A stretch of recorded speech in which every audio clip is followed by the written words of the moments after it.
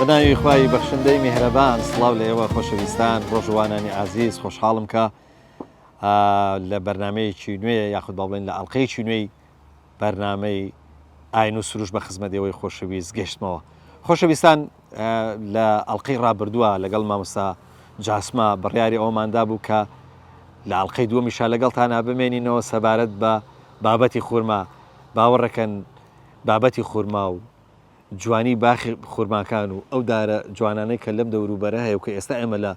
ناو باخە خورمایەکین لە دێ شێخ لەنگەر و لە دەڤەری گەرمیان ئەزانی کەشواکەشەوە نەخۆش حەزەکەی نێینەوە تەمەناوەکەن کە ئینشاءڵڵا ئەوەی کە دەیکەین بە تایبەتی ئەوەی کە پەیوەندی بە خورما و ئەو شیرینی کە لە ناو خورما هەیە و کە ئێواران ناودەمی ئێوە شیرینەکە تەمەناوەکەن کە ئینشاءڵڵا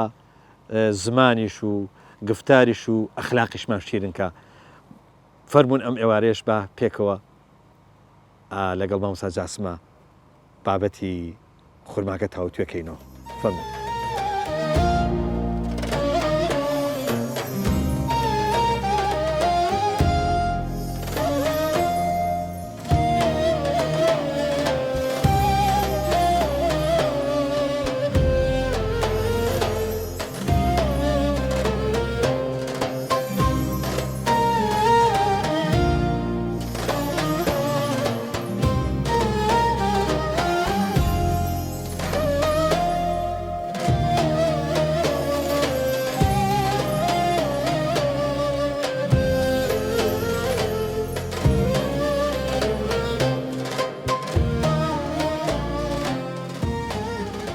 مامۆستا جان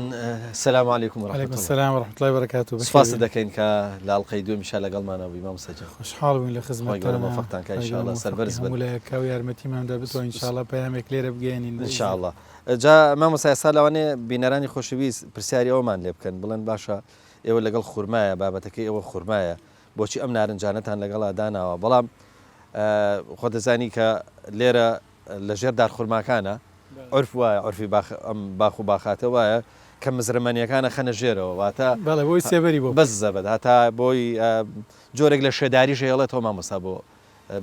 یعنی ئەو بچووکانە توانێت حیمایشتی گەورەی ڕاستە خۆی گەورە موفقانێکی پەیامن بۆ ئێمە بەڕاستی زۆر ڕاستە. مامۆستا با بچینەوە سەر بابەتێکی خۆمان ئێمە باسمان لە خورما کرد. خورما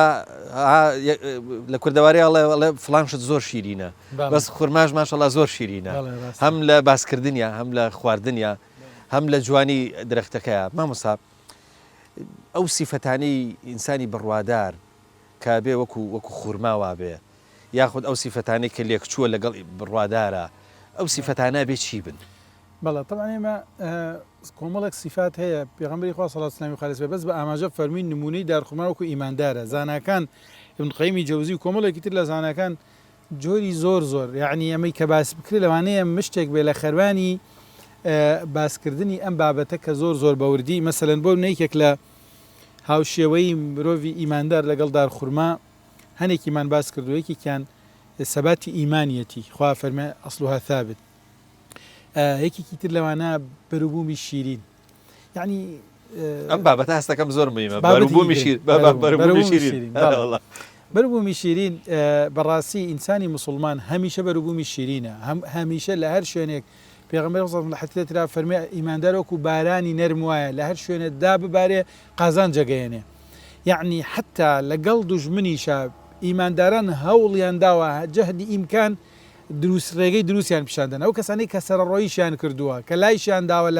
لە ڕێگەی دروست و حەق کە دوژمنایەتی مرۆڤایەتیان کردووە ئیمانداران هەوڵیان داوە پەیامی نەفع و قازانجیان پێ بگەین. سەرڕای ئەوە زمان شیرینی زاناکانە فەرموون هەر کەسێکتان بینی زمانی تاڵ بوو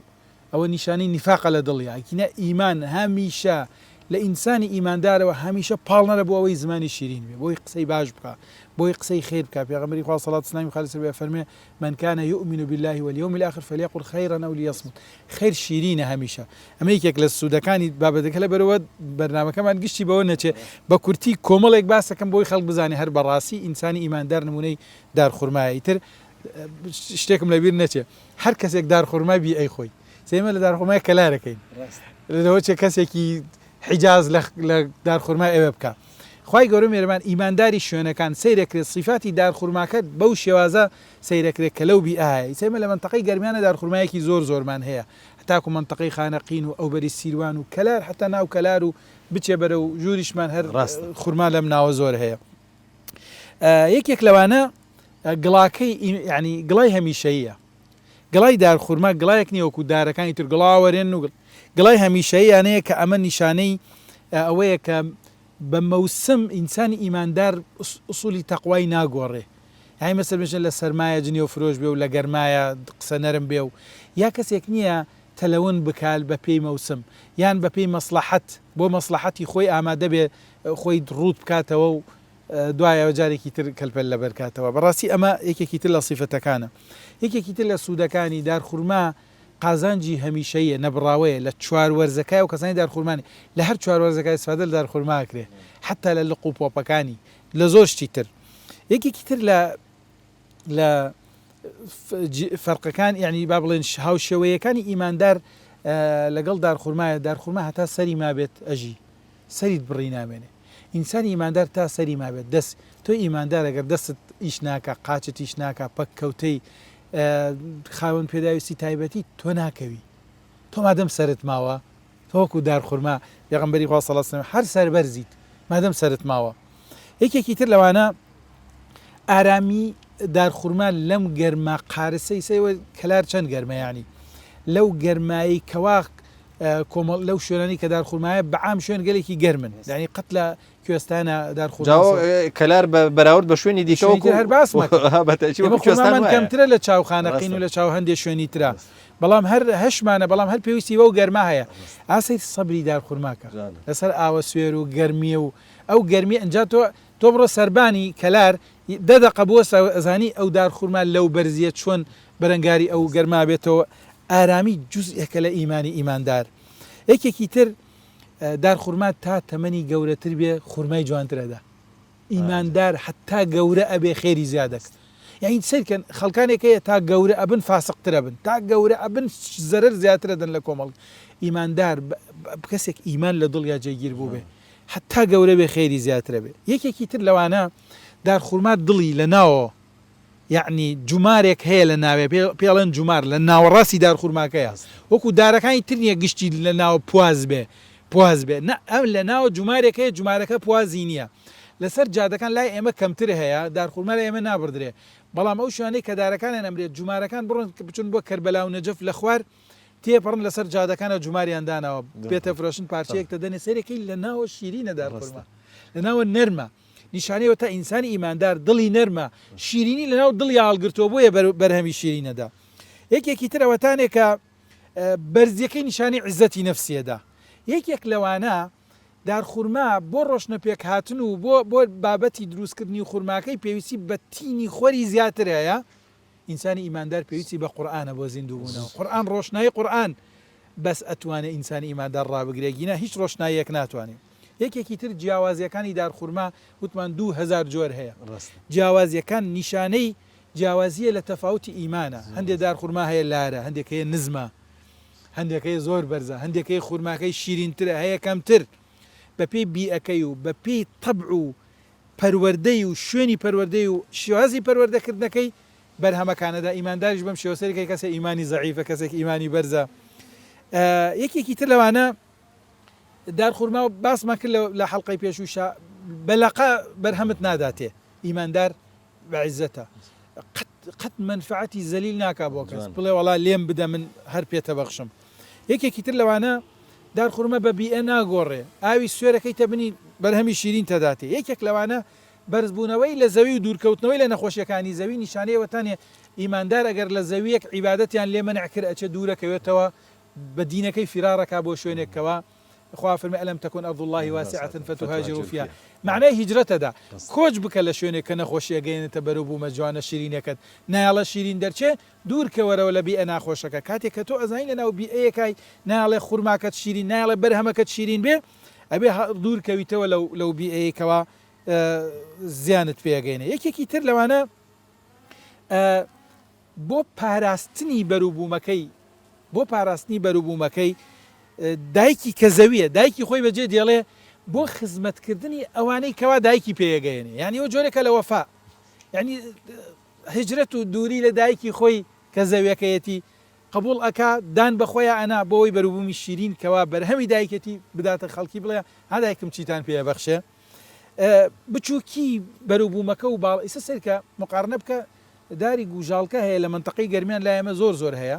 بەڵێ لایەن دەشۆن لە ناو بێستانە ڕوێ ناو بێستانەکە هەر لە زەویایە بەرهەمەکەیشی دە ئەوەی خورمایەکە بێ ڕاستە بێ مقارنەی جۆرە شەمامەیەکە ڕاستە باڵێ تاڵ زۆر تاڵ مە سەیری ئەوەکە چەندێک بەرزە بێتەوە چێنێ بەرەمەکەشی بچووکە بەڵام چیکە چەند فەرقی و جیاواز زۆر ڕاستە یعنی بە گەورە و بچووکی نییە یەکێکی لەوانە باڵا بەرزەکەی و باریکەکەی باریکی نیشانی لاوازی نییە تۆ کاتێ بەرامبەر باکان خۆت لاوازەکەیتەوە معنەوە نیە تۆ کەسێکی لاوازی دارخورما هەر بە سەربەرزیە مێنێتەوە چەندێ ڕەشەبا لەیەدا ناتوانێت لاری بکاتەوە ناتوانێت بیشکێنێ ئەسڵن بە باریکەکەی خۆی توانیوێتی قووەتێک ببەخشێ خەڵک لە دوای ئەوە بیکاتە سەقفی ماڵەکەی بەرەنگاری ڕەت بە ڕەت ناداتەوە یەکێکی تر لەوانە مواجهەیەکی زۆر گرنگە ئینسانی ئیماندار بێ ئەسڵ و فەسڵ نییە دارخورما هەموو ساڵی پێویستی بە تەبیر هەیە پێویستی بە موتوربە هەیە هەموو ساڵێ موتوربەی نەکەی خورماکەی جوان دەرناچێ خورماکەی خراپە بێ دارەکە خراپە بێ زیندوو نامێنێتەوە ئینسانی ئیماندار بە زەواجی شەرعی تەکاتورەکە بە هەسەی کە زۆر عەجیبە زۆر ینی شەوازێکی زۆر عەجیبە لە ضمنی ئەمانە یعنی خوای گەورە میهرەبان کاتێ وەصفیەکە وەصفی بە باڵا بەرزەکە ناڵێت بڵێ درێژ هیچ زۆر ڕاست خۆشعوری نییە هەست بکە بێژەم دارە درێژ بەس مامۆستا ببوورە من حەزمە کرد مەجای ئەوم هەبووە باسی قۆناغەکانیمان بکردایان وەکو تەڵع و قینوان و ڕوتەب و ئەنجا دوایی باسی ناوکەکەی قەتمیر و فەتیل و نەقیر بەڵام دڵنیام لەوەی کە مەجالەکە مەجای ئەوە نییە حەزەکەم لێرە بچینە سەر بابەتی ئەدەبیات خۆی بە خۆ دەزانی مامۆستا ینی بابەتی خورما ینی ڕنگدانەوەی لە ئەدەبیاتی ئێمەشا زۆرە ئەوە قسەکە ینی شاید بۆ قسەکەی جەنابەت ئەوەی کە جەنابەت فەرموود ئەمە تایبەت نییە بە عەرەب یا بە هیچ قەومێکی دیکە تۆ بزانە لە ئەدەبی کلاسیکی ئەمە ڕنگدانەوەی خورما چەندێکە من نامەوێت پرسیاری ئەوە بکەم بڵێم لە چیەوە دەست پێ بکەین بەس لەکوێی ئەدەبیاتەوە بچینە سەر خورما ئەچینە سەر ئەدەبیش ئینشاءڵڵا بۆی تام لە چکە ئەدەب تامێ شیرینی هەیە خورما بۆ بەربانگ بەکاردێنین پێغەمبەری خوا صلی الله علیه و سلم فەرمی ئەگەر خورما بواە بە چەند خورمایەک بەربانگیە کرەوە بەپێی علمی تازەترین علم ئەمان کۆمەڵێک مادەی گلۆکۆز و فرکتۆزی تایە ئەم مادانە پێویستیان بە عملی ئاڵۆز بۆ هەزم نییە بۆ ئەوەی هەزم بکرێت و هەرز بکرێت لە ناو مەعیدەیە بە شێوەیەکی خێرا ئەمتیساسەکە و زوو هەزمە بێ تاکو و نوێژەکەتەکە یەکسەر کە هەزمە بێ خێرا ئەو مادانە ئەنێرێ بۆ مێشکت تەنبیه داتە مێشکت بۆی بەوریایی و نوێژی مەغریبەکە هەر بۆەوەشە کە سونەتەکە ئینسان خورما بیشکێن بەڵێ جا هەر شیرینیەکەیشی خۆی بۆ خۆی معنایەکی ئەدەبی تایبەتی تایە و هەر خوایش لە قورآنە کە پێ فەرمووە نەخلە باسیقات نیشانەیەتە شیاوی ئەوەتانە غەزەلی بە باڵا بڵێ بەڕاستی شتی زۆر جوانمان هەیە طبعا ئێمە شاعیرەکانمان زۆربەی شاعیرەکان باسی شتەکانیان کرۆ ئەوەی پیا بگەین هەندێکی بەس لە چۆ دەست پێ بکەین لە نالیەوە یا لە حەزەکەی بە لە ئەمانی نزیکەکان دەست پێ فایق بێ کەس شعرێکی گشت زۆر خەڵکەی زانێ ئاڵێن کورد ئەبد ناگا بە مەقسەد نۆکەری بێگانەیە دوو دڵن پیسن لەگەڵ یەک بۆیە وا بێلانەیە میلەتێکن بۆ نەمانی یەکتری هەر هەوڵەدەن داخەکە مورد و درشتی شێت و شەیدەیانەیە دوای ئەڵێ سەنعەت و عیلم و مەعاریف زەڕەیەک باوی نییە پیاوەتی لایەن بە تەنها چەفتە و جامانەیە ئەمە بەس ئەم بەیتەیە لێرە دایمە خورما ڕەمزی تامە خۆشیە ئاسانیە شیرینیە جوانی ئەسێکە ئەڵێ چی ئەڵێ بۆ قسەی زل بێ قسوورن باسی کوردیەت ئەکەن خەیەکی قسەی زلن ئەڵێ کوردیەت خورمایە بۆچی یا قسەی شێتانەیە ئەڵێ کاکە خورما نییە دانیشی خورما بخۆی بێژی کوردایەت یەکەم کوردایەتی پێویستی بەڕقیە هەیە خورما شیرینە خۆش ئاسانە هەموو کەس دەتوانێت خورما بخۆ ئەوە ئاماژەیە بەوەی کەوا خورما لای شاعیرەکان ڕەمزی خۆشیە ئیسراحەتە جوانیە تام و چێژ و لەزەتە ئەڵێ کوردایەتی کردن بە قسەی زەرق و بەرەق و پەڕۆبازی و بە شتی بەلاش نابێ کوردایەتی بکەی بێ هەوڵی بۆ بتێ بێ علم فێر بێ شەون و خونی بکەیت تا بتوانانی میلەتەکەت بەرزەوە بکەیت ئەوە یەکێک لە شتەکان هێمنی شاعر پێشەکیەکی هەیە بۆ دیوانی نالی ئەڵە ڕۆژێکیان خۆی یەگەێڕێتەوە ئەڵە جارێکیان لە شوێنێکە دانیش من کۆمەڵێ خوشکوبرای عەرەبی لێبوو خۆی وا باسەکە ئەڵێ ڕۆیشتین باسی شعریان کردوتیانەمە عەرەب مەسەلەن زمانمان وایە ئەدەبمانەوەتی وتم پێیان نالی بەیتێکی هەیە من بۆتان معناکەم بزانە ئایا ئێمە جوان وەسفی خورمامان کردوایە ئێوە ئیتر ئەو بەیتە باسەکە ئەڵێ وتم پێی طبعاً ئەوە هەر ئەوە مەسعود محەممەد ئەڵێ ماڵە نالیت نەشێوێ ئەڵێ کی ڕێبا مشتە قسانە نازانم چۆن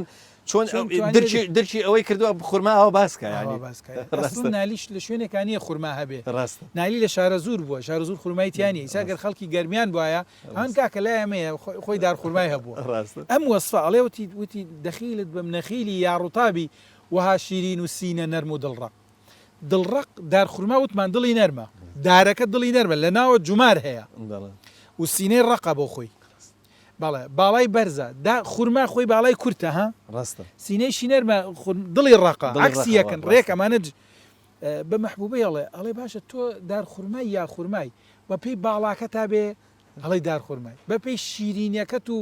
سینە نەرمی و دڵڕقیەکە تا خورمای تۆ چۆنە بێت ئەو ئەگەر خورمای بۆ نە باڵات بەرزە ئەگەر دار خورمای بۆچی سینەت نەرمە و دڵت ڕقە دار خورما عکسی ئەمەیە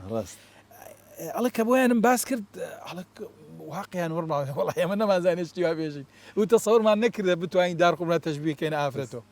ئەمە تەغەزولە ئەمە حورمەت گرت یعنی تەشبیهکردنی مەخلوقێکی خوا لەگەڵ مەخلوقێکی خوا خەڵک دێت بەداخەوە و کەسانی کە لە ئەدەب نازانن ماناچی خراپی لێ دۆزن تەسەوری جنسەکەن ڕاست وازانێ من دێم بە جنس باس لەلایەن جنسی و شتەکەن وێناکردنی باسی ئەنی حتا خوا بڕۆ ئیبن القەیمی جەوزی لە نونیەکەیە ابن القەیمی جەوزی 5700 بەیتی ماوە ینی ئەڵێن پێشتا 7000 ئەو نەبووە لە کۆتایەکانە کاتێ تێتە باسی غەزەل لەسەر حۆریەکانە یعنی وەصفێکەکە بڕوان پێ بکات هیچ شاعرێک نەیکردووە باسی سنگیانەکە باسی باڵایانەکە باسی چیەکە ئەمە ناڵێن ئەم کەسەمە بەسی پێی جنسیە باس لە نیعمەتێکە کاکە خۆی گەورمێربان دروستی کردووە بەرحەڵ ئێمە ناتوانین بە قسەیەک یا بە بەرنامەیە کەسێک لە تامی ئەدەب نەکا بێن بڵێن وەڵا ئەم تامە شیرینە ڕاست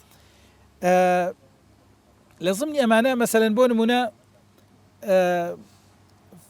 ئێمە لە زمانی کوردیە کۆمەڵی وشەمانێت تایبەتە بە خورماوە سە وشەی گوژمە وشەیەکە ئیسە تقریبن بۆ بڕی پارەشتیش بەکارتێ بەداخەوە ئیسە زمانی زۆن بە زۆنمان هەیە ڕاستە لە زۆنێکاڵەن گوژمە ئەو نەپارەم دەژێنژە بڕی ئەو نەپارەم خۆی گوژمە لە ئەسڵا چییە لە فەرەنگی خەڵاڵێ خورما و کاکڵە گوێز بەیەکۆی کوتن بەڵێ بە یەکۆی کوتن ئەڵێ پێژن گوژمە ڕاست بڕی ئاوانیەکە ئەوە یعنی ئەگەر ئەمە شتێکی تایبەت نەبێ و بەشێک نەبووە لە کللتوری کورد لە ناو کوردەواریان نەتوێتەوە مامۆسای خاڵ بۆ تێ لە ناوی ناباسی وشەیەکە ئەسڵن لە هیچ زمانێکە ئەسڵ هەتا مامۆستا لە هەندێک شوێن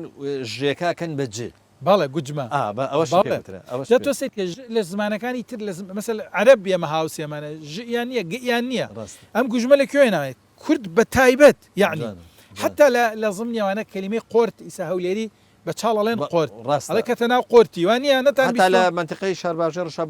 بە پێچەڵێن قۆرد لە هەندێک شوێنە چاڵ و ئەمانە پێڵێن قۆرت بڕن سیر کتێبی هەمانە بۆرینی هەژارکەن ئەڵێ کۆرت لە کوشەی کافەسێک ئەڵێ کۆرت یان قۆرت جێگە و شوێنی کوانی خورما یعنی جز ینی وشەیەکە کورد ئەگەر بەکارینا ئیسێمە وشەی ئەڤۆکادۆ یاڵا وشەی ئەڤۆکادۆم لە قاموسی کوردیا بۆ بدۆزە نییە لەبەرەوە نییە لای ئێمە لەبەرەوە بەشێک نییە لە کللتوری ئێمە و ئەڤۆکادۆ وەکو خۆی نەقلەکەین ناتوانین ناوی لێ بنین بۆیە وەکو ئەو شانەی کە ناومان بۆی داناوە شوێنمان بۆی داناوە وەصفمان بۆی داناوە تێکەڵیمان بۆی دانەوە معنەوە بەشێکە لە کللتوری ئێمە ئەو ڕەبتی بەوە نییە بێژ وەڵامە عایدی کللتورێکی ترە مەلا غەفوری دەباغی پێڵێن حافزی مەهابادی لە کتێبێکی پندی پێشینانی هەیە من هەمە کتێبەکە زۆر کتێبی خۆشە ئەڵێ خراپت بۆ خۆت دانە ناکاکە خودداش و خورماش تەکبیرێ چاکە ئەو خوددا و خورمایە پندێکی پێشینانی کوردیە کورد کاتی خۆی تەدی کاکە خوا خورمادوێ عیبی چییە یعنی کەسێک هەم قیامەتی بێ و هەم دنیای هەبێ خورما ڕەمزی شیرینی دنیاە کورد بەکاری هێناوە لە پەندە پێشینانەکانیە ئەو تێتی کاکە بۆچی خراوە خوا و خورمایشت بێ هەم عیبادەت کەیت و هەم دنیا و هەم قیامەتت بێ یعنی وەکو ڕەمزێک بۆ دنیا یەکێک لە شاعیرەکانی تر ناریە ناری کاکە حەمەی ناری شعرێکی هەیە لەناو شعرەکەی ئەڵە شعرەکان طبعا شعرەکە درێژە لەناو شعرەکانەکە تەوەسی شعرەکانیەکە باسیەکە ئەڵێم شعرانی من ئەیدێ ئەیفرۆشمە خورما ئەو نە شیرینە هەسێکە ئەڵە شعرەکانم دوور لە تۆ نازی نییە وەک هەتیوی ناتەوا و دەربەدەر شاڵی گرژاڵی ڕەواجی سندووە لەم زەمانە کەس غەزەل ناکاتە بەر چون غەزەل ئەمڕۆ ڕەواجێکی نەما ئێستا من مەشغوڵی جاوم مختصر مشتری گەر بێ لە بەغدا وەک بەڕوو ئەیفرۆشم من بە خورما سەر بەسەر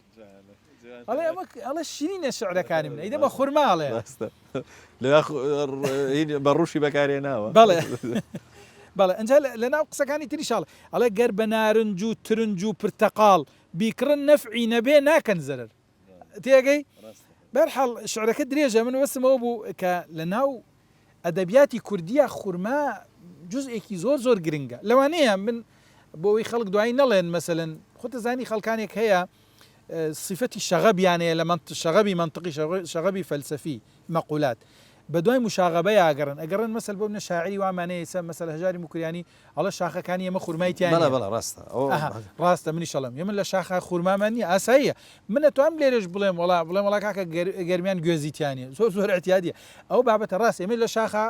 خورمامان نییە شاخەکان هۆکاری جیاوازی ئێمەیە لەگەڵ سنوورەکانی تر بەڵام ئێمە کاتێککە سنوورمان تێکەڵە لەگەڵ ئێران و لەگەڵ عێراقا سنوورمان تێکەڵە بۆیە هەندێک میوەمان تێکەڵە یان جاخر بخۆمە مەسە بڕیاریش نییە بەس شاخەکان کوردستان بن هەر شاخەکان کوردستان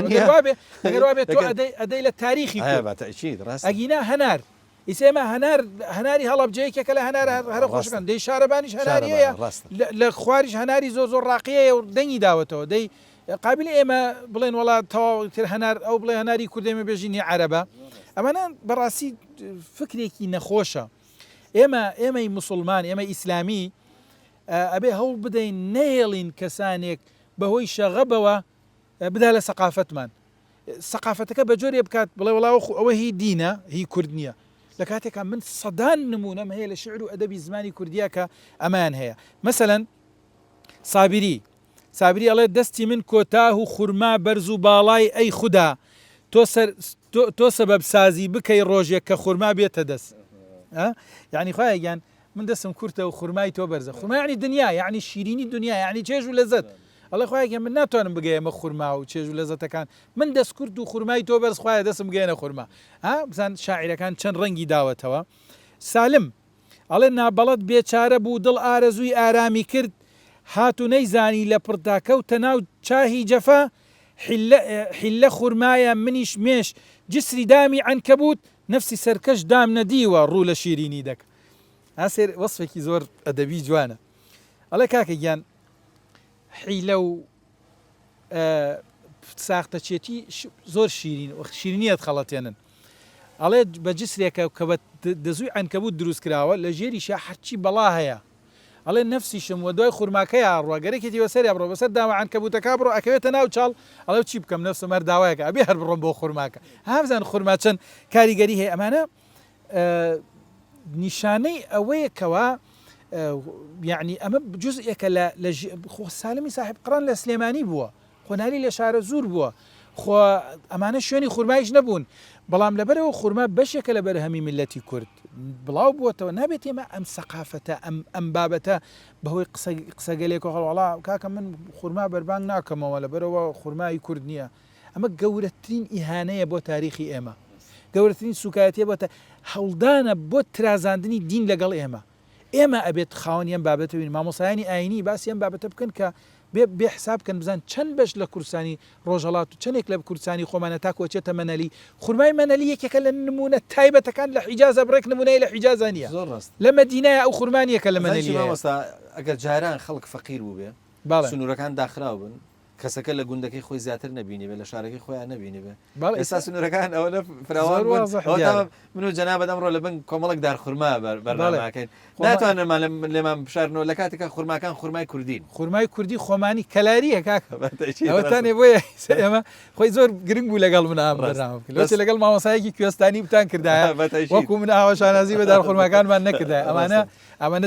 یعنی من باوەڕم وایە مامۆستا حتا ئەوانە کە لێرە ڕواون لەگەڵ ژینگەکەی ئێرە لەگەڵ سروشتەکەی ئێرە دڵنیام لەوەی کە خەسڵەتی کوردیان وەرگرتووە باڵێ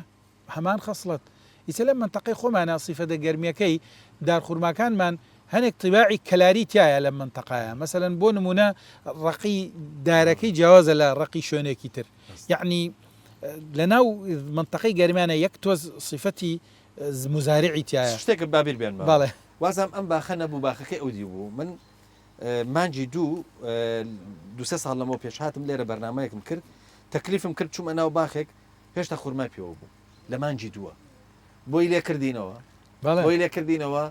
باوەڕم پێ بکەم مامۆستا هەمان تام و هەمان بابڵە ڕەنگی جارانی هەبوو کا لە کاتێکا زستان بوو باڵێ ئەم خورمایە بۆ لە شوێنی تر نامێنێتەوە لە ئێمە ئەمێنیان جە سیرکە خەڵکی منتەقەی گەرمیان سەمنیکێکم لەو کەسانە لە دەرەوە کاتی ئەتەوێ هاوڕێتی بکەی هەستەکەی طبعم ڕقا جوان نییە خۆش نییە بەڵام بەعام خەڵکی منتەقەی گەرمیان دڵیان وەکو دڵی دارخورمای بڕوان بێ بکە ڕێک مامۆستا تەمان من گەشتمە کۆتایی بەس ئەگەر شتێکت ماوە بەڵام حەزەکەم بەس غەزەلەکەی نالی بخێنەوە بیکەنە کۆتایی چییە گوارە گوناهی وا بەنەستەق بەگوێ هەڵتاوەسی سەر معلق دەخیلت بم نەخیلی یا ڕووتابی وها شیرین و سینە نەرم و دڵڕق سەراپای گرتووی زولف بۆیە بووی مقيد هم مخلخل هم مطوق لبي تاڵاوە حەڵقەی ماری گێسوود عجایب حەیی بێجان قەیدی مطلق کەلێڵ و سوور و کول بوو چاوی تیژت ئەوەندە پێی دەڕێژی خوێنی ناحەق شکر نالی سەری خەسمت وەکو گۆ بە خواری نەک بە یاری کەوتە بەرشەق